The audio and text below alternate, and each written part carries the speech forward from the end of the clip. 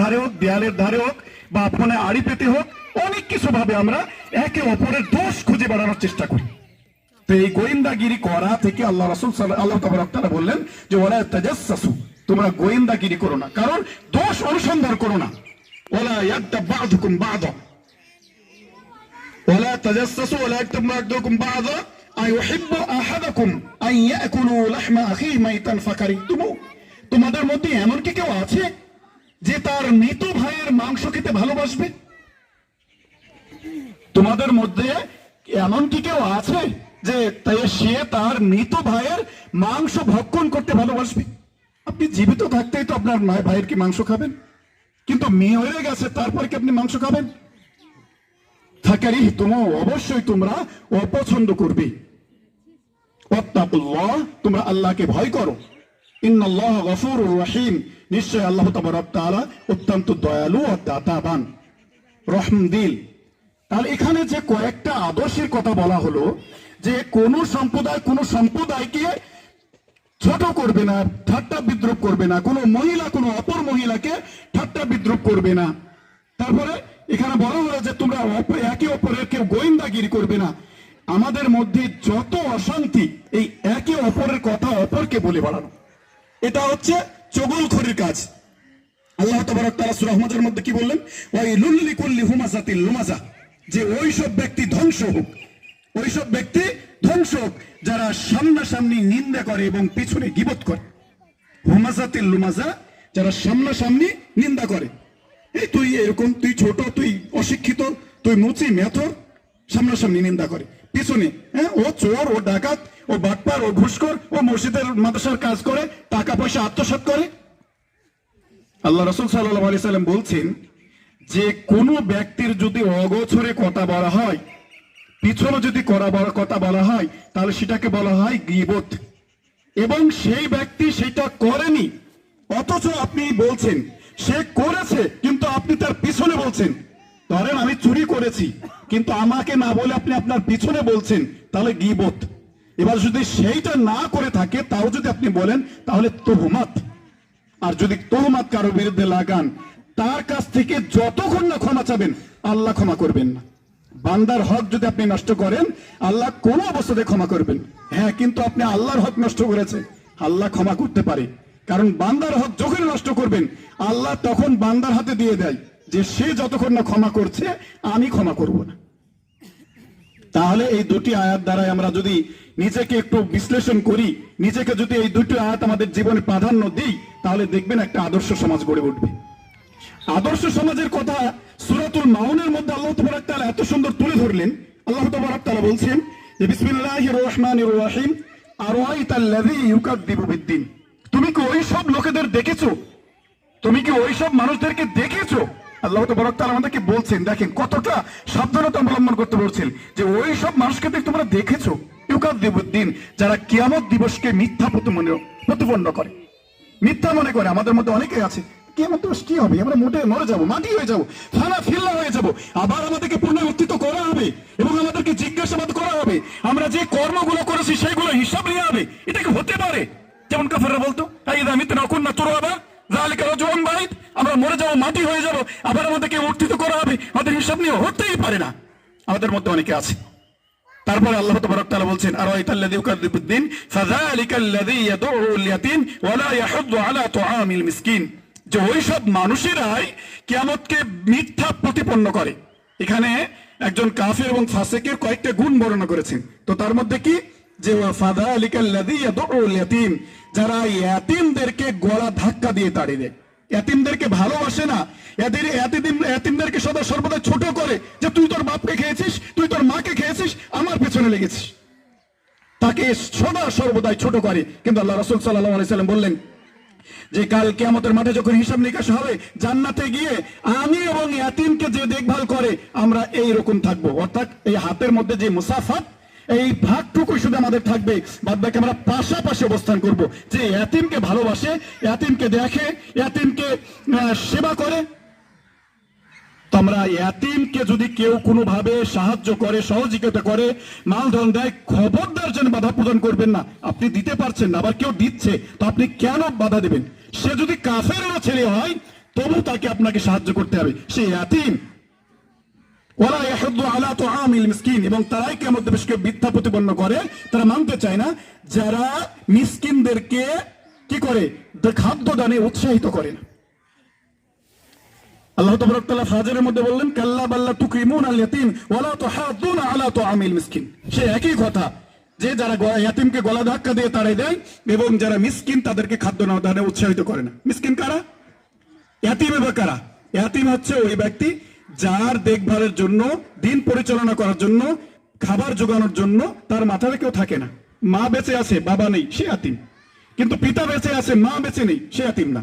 কারণ সে দেখভালের জন্য তার পিতা আছে, তার টাকা পয়সা দেওয়ার জন্য, পড়াশোনা করার জন্য পিতা আছে।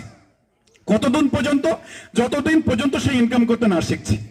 সে এবার দেখা যাচ্ছে সে বৃদ্ধ পর্যন্ত ইনকাম করছে না, তবে না, যতদিন পর্যন্ত একটা মানুষ ইনকাম করতে পারে না, 12-13 বছর পরে সে ইনকাম করতে শিখে যায়, ততদিন পর্যন্ত সে ইয়াতীম। এবার মিসকিন কারা? যে ব্যক্তির সহায় সম্বল একসময় ছিল, টাকা পয়সা ছিল, তো কোনো কারণে সে অভাবগ্রস্ত হয়ে গেছে, ক্ষতিগ্রস্ত হয়ে গেছে, সেই জন্য সে তার সব নিঃশেষ হয়ে গেছে, কিন্তু সে মানুষের দরবারে হাত পাততে পারে না, চাইতে পারে না। এইসব ব্যক্তিগুলো হচ্ছে মিসকিন। এদেরকে খুঁজে খুঁজে আমাদেরকে অবশ্যই সাহায্য করতে হবে। আমি 5 তলা বাস করব, আর আজ ঈদের দিনে একজন মিসকিন সে খেতে পাবে না, অথচ কারো কাছে চাইতে পাবে না, তাহলে আমার এই যে পেটে উদর পূর্ণ করছি এর হিসাব আমাদেরকে দিতেই হবে। তাই অবশ্যই আমাদের প্রতিবেশী যারা আছে তাদের খোঁজ খবর দিতে হবে। তারপর আল্লাহ তাবারক তাআলা বললেন যে ফাওয়াইলুল লিল মুসাল্লিন, ওই সব যারা মুসল্লি তারা ধ্বংসপ্রাপ্ত। ওই সব ব্যক্তি, ওই সব মুসল্লি সালাত আদায় করার পরেও তারা হচ্ছে ধ্বংসপ্রাপ্ত। ফাওয়াইলুল লিল মুসাল্লিন আল্লাযীনা হুম আন সালাতিহিম সাহুন, যারা নিজেদের নামাজের ব্যাপারে উদাসীন। দেখেন, আমরা সমাজে যদি সালাতকে আমরা কন্টিনিউ করি, সালাতকে ফরজিয়াত মনে করে 5 ওয়াক্ত সালাত যদি আমরা মসজিদে এসে আদায় করি, দেখবেন আমাদের মধ্যে একটা আদর্শ সমাজ গড়ে উঠবে। আদর্শ সমাজকে ভঙ্গ করে, নষ্ট করে কারা? যারা সালাত আদায় করে না, যারা গুন্ডামি মাস্তানি করে বেড়ায়, সদা সর্বদাই যারা একে অপরের গীবত করে বেড়ায়, যারা একে অপরের পিছনে লেগে বেড়ায়, গোয়েন্দাগিরি করে, এরা সমাজকে নষ্ট করে। তো আমি যখন সালাত আদায় করব, তখন আমার উপর আল্লাহর রহমত হবে এবং আমরা ওইসব কাজ থেকে বিরত থাকবো। তাই আল্লাহ তাবারক তাআলা বললেন যে আল্লাযীনা ইউরাউন, যারা নিজেদের নামাজের ব্যাপারে উদাসীন। নামাজ পড়ে, জোহর পড়ে, আসর পড়ে, মাগরিব পড়ে না, এশা পড়ে না। এশা মাগরিব পড়ে মানুষ দেখতে পাবে, ফজর পড়ে না। তো এদের জন্য বলা হচ্ছে এরা উদাসীন। আর উদাসীনদের জন্য আল্লাহ তাবারক তাআলা সবথেকে নিকৃষ্টতম জাহান্নাম রেখেছেন। যারা উদাসীন সালাতের ব্যাপারে, উদাসীন যারা, তাদেরকে বলা হয়েছে বালহুম আদাল্লু উলাইকা হুল গাফিলুন, যে তারা চতুষ্পদ জন্তু বা চতুষ্পদ জন্তুর থেকে নিকৃষ্ট, বা তার থেকেও যদি কিছু থাকে তার থেকেও নির্দিষ্ট, যারা উদাসীন বা অলস। অলসতা খুবই ভয়ঙ্কর জিনিস। এই অলসতার জন্য আজকে ইসলামিক সাম্রাজ্য ভেঙে পড়েছে। আপনি যদি একবার মুসলিমদের যে স্বর্ণযুগ, সেই স্বর্ণযুগের থেকে আস্তে আস্তে যদি নিচে নেমে আসেন, দেখবেন মানুষ যখন অলসতা, নারী নিয়ে মত্ত হয়েছে, মদ গাঁজা নিয়ে মত্ত হয়েছে, যখন খেলতামাশা নিয়ে মত্ত হয়েছে, তখন আস্তে আস্তে মুসলিমদের কাছ থেকে সাম্রাজ্য কেড়ে নেওয়া হয়েছে শুধু উদাসীনতার কারণে। তারপর আল্লাহ তাবারক তাআলা বললেন যে আল্লাযীনা হুম ইউরাউন ওয়া আল্লাযীনা হুম আন সালাতিহিম সাহুন আল্লাযীনা হুম ইউরাউন, যারা কাজ করে কিন্তু দেখানোর জন্য। আমি যদি হজ করি তাহলে আমাকে হাজি বলবে, আমি যদি সালাত আদায় করি তাহলে আমাকে মুসল্লি বলবে, আমি যদি যাকাত দিই তাহলে আমাকে দাতা বলবে। এই দেখানোর জন্য যারা কাজ করে তারা হচ্ছে ধ্বংসপ্রাপ্ত। ওয়ামনাউন আল মাউন, শেষে আল্লাহ তাবারক তাআলা বলছেন, এটা বলে শেষ করে দিচ্ছি, যে যারা দৈনন্দিন জীবনে ছোট ছোট সামগ্রী যাদের বাড়িতে থাকে, একে অপরের প্রয়োজন হয় আদর্শ সমাজ গড়ার জন্য, সেইগুলো দেয়া থেকে যারা বিরত থাকে, যেমন খুন্তা কোদাল, নুন, পানি, চিনি, তারপর ইত্যাদি ইত্যাদি দা, যেগুলো সবারই সব সময় বাড়িতে থাকে না। আপনার রাত্রে দেখা তরকারি তৈরি করবেন, লবণ ফুরিয়ে গেছে, পাশের বাড়িতে প্রয়োজন হয়। তো এই সব খুঁটিনাটি যে ছোট ছোট বিষয়গুলো জিনিস মানুষ একে অপরকে দেয়া থেকে বিরত থাকে, তখন আদর্শ সমাজ ভঙ্গ হয়। কারণ আপনার যখন হয়তো একটা কোদাল প্রয়োজন পড়েছে মাঠে গিয়ে, আপনার নেই, যখন আপনি দিবেন না তখন সে কি করবে? তার প্রয়োজন ওই আলটা কেটে তাকে পানি নামাতে হবে, দিচ্ছেন না তখন সে কি করবে? চুরি করবে। আপনার কাছে হয়তো 50 টাকা তার দরকার, খুবই ইমার্জেন্সি, ধার চাইলে আপনি দিলেন না, তখন কি করবে? আপনার বাড়িতে চুরি করবে। তখনই আদর্শ সমাজ ভঙ্গ হবে। এইভাবেই তো হয় নাকি? যখন আপনার জাকাতে আপনি মানে নেশাবে পৌঁছে গেছেন, আপনি জাকাত দিচ্ছেন না, তখন যে জাকাতের হকদার, যখন সে খেতে পাইবে না, পেটের জ্বালায় ত্রাই ত্রাই করবে, তখন সে কি করবে? আপনার বাড়িতে তো চুরি করবেই, না সে সুদ নেবে, যে কোনো একটা করবে। আর সুদ নিলে তো আদর্শ সমাজটা নষ্ট হবে। তো এই আদর্শ সমাজ যদি আমরা গড়ে তুলতে চাই, তাহলে অবশ্যই অবশ্যই আমাদেরকে এই যে কাজগুলো, যে কাজ ও কথাগুলো আলোচনা করা হলো, সেগুলো আমাদের জীবনে বাস্তবায়িত করতে হবে। তাই আল্লাহ তাবারক তাআলার কাছে দোয়া করি, আল্লাহ যেন আমাদের সকলকে আদর্শ সমাজ গড়ে তোলার তৌফিক দান করেন, আমিন। এই রমজান পরবর্তী যে 11টি মাস আছে, এই মাসগুলোতে কিছু কাজ আছে যে কাজগুলো আমাদের করা দরকার।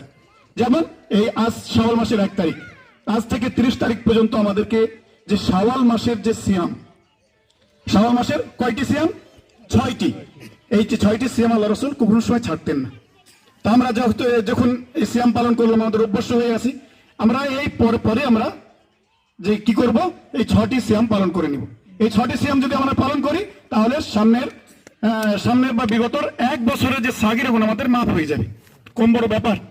তো আমরা ইনশাআল্লাহ চেষ্টা করব এই 6টি সিয়াম পালন করা। আরো যে সিয়াম গুলো আছে সেটা হচ্ছে কি, প্রত্যেক মাসের মাসিক সিয়াম, আইয়ামে 20 বলা হয়, মাসের মানে চাঁদের 13, 14, 15 এই 3 দিন আল্লাহ রাসূল সাল্লাল্লাহু আলাইহি সাল্লাম সিয়াম পালন করতেন। তো আমরা ইনশাআল্লাহ প্রত্যেকেই চেষ্টা করব যে প্রত্যেক মাসের 13, 14 এবং 15, ইংরেজি মাস বা বাংলা মাস না, আরবি চাঁদ হিসাবে। তারপরে আরো যদি আমরা সিয়াম পালন করতে যাই, প্রত্যেক সাপ্তাহিক সিয়াম আছে। আল্লাহ রাসূল সেটা করতেন কি, সোমবার এবং বৃহস্পতিবার সিয়াম রাখতেন। তো আমরা যারা নিজের শরীরকে ফিট রাখতে চাই এবং নিজের মন ও মানসিকতা ফিট রাখতে চাই, এবং যারা আল্লাহ তাবারক তাআলার সিয়াম পালনের মাধ্যম দিয়ে সান্নিধ্য লাভ করতে চাই, তাহলে আমরা প্রত্যেক সাপ্তাহিক সিয়াম পালন করব এবং শাওয়াল মাসের যে সিয়াম সেটা পালন করব, প্রত্যেক মাসিক সিয়াম পালন করব। আরো যে সিয়াম আছে সেটা হচ্ছে আশুরায়ে মুহররমের 1 তারিখ থেকে 10 তারিখ পর্যন্ত। ইনশাআল্লাহ আমরা চেষ্টা করব মুহররমের, আমরা দুটো সিয়াম বলি, মুহররম করে পালন হয়ে থাকি, যার কোনো ভিত্তিই নেই। মুহররমের ভিত্তি হচ্ছে সিয়ামকে নিয়ে, যেটা মুসা আলাইহিস সালাম পরিত্রাণ পেয়েছিলেন ফিরআউনের কবল থেকে, তাই শুকরিয়ার জন্য একটা সিয়াম পালন করেছিলেন। এবার আমরা দুটো করব, যেহেতু ইহুদিরা একটা করে, সেজন্য মুখালিফাত করার জন্য। আরো যেটা সিয়াম আছে সেটা হচ্ছে কুরবানি, সামনে আসছে, কুরবানির 1 তারিখ থেকে 9 তারিখ পর্যন্ত সিয়াম। তো ইনশাআল্লাহ আমরা সেটা চেষ্টা করব, কারণ সেই দিনে আছে কি আরাফার সিয়াম। তো সেই সিয়ামটা যদি আমরা পালন করি, এবার যারা বেশি রাখতে চাই তারা 1 তারিখ থেকে 9 তারিখ পড়বো, আর যারা হয়তো পারবো না তারা অন্তত আরাফার দিনে সিয়ামটা পালন করবো ইনশাআল্লাহ। তো এই সিয়ামগুলো যদি আমরা পালন করি, কারণ সিয়াম হচ্ছে আল্লাহর নৈকট্য লাভ করার সব থেকে উত্তম পন্থা। আর সিয়াম যদি আপনি পালন করেন, সালাত আদায় করবেন, আর আপনাকে সালাত আদায় করতেই হবে, না করলে আপনি মুসলিম থাকবেন না। অস্বীকার করলে মান তারাকা সালাতা মুতাআম্মিদান ফাকাদ কাফারা, যে ব্যক্তি এক ওয়াক্ত সালাতকে অস্বীকার করলো সে কুফরি করলো, কেউ বলছেন কাফের হয়ে গেল, তাকে তওবা করে ফিরে আসতে হবে।